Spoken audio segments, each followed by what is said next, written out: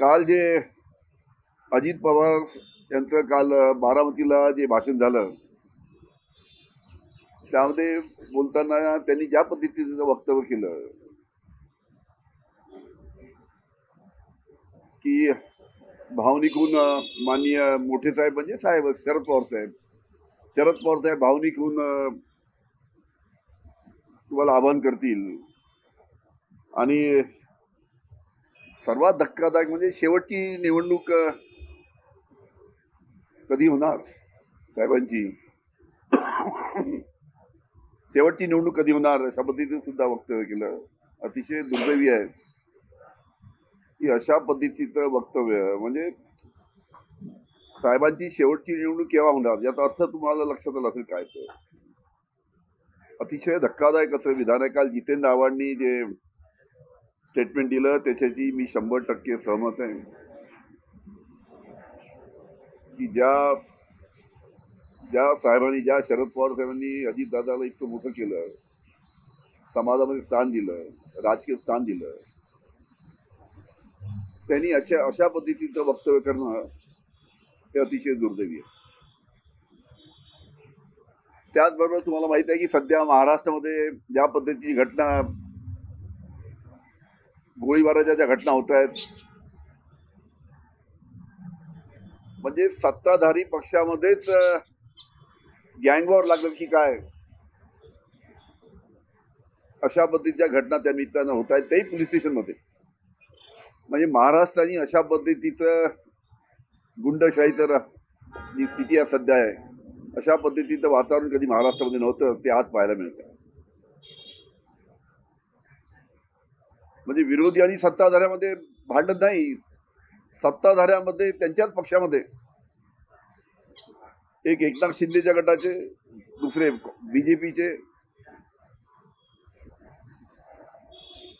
म्हणजे कोणाचा अंकुश आहे की नाही या सर्व परिस्थितीवर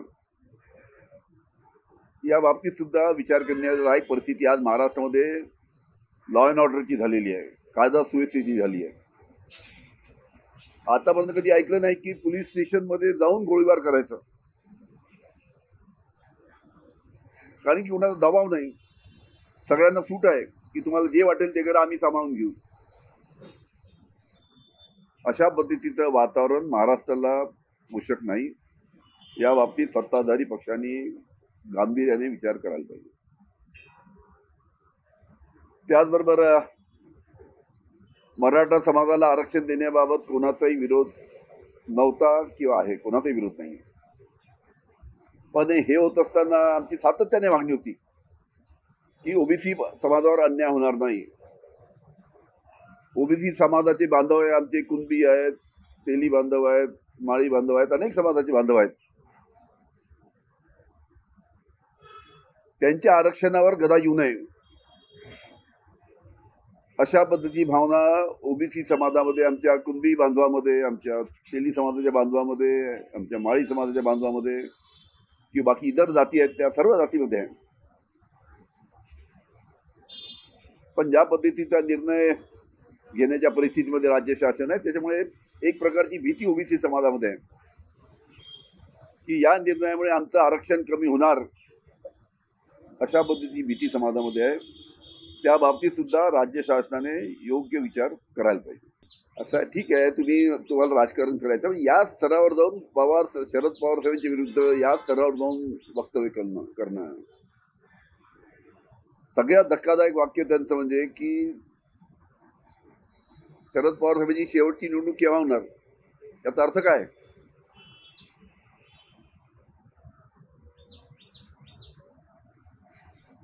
म्हणजे राजकारणासाठी अशा पद्धती इतक्या खालच्या स्तरावर जाणं अतिशय चुकीचं आहे. महाराष्ट्रातील जनतेला अशा पद्धतीचं वक्तव्य बिलकुल आवडणार नाही.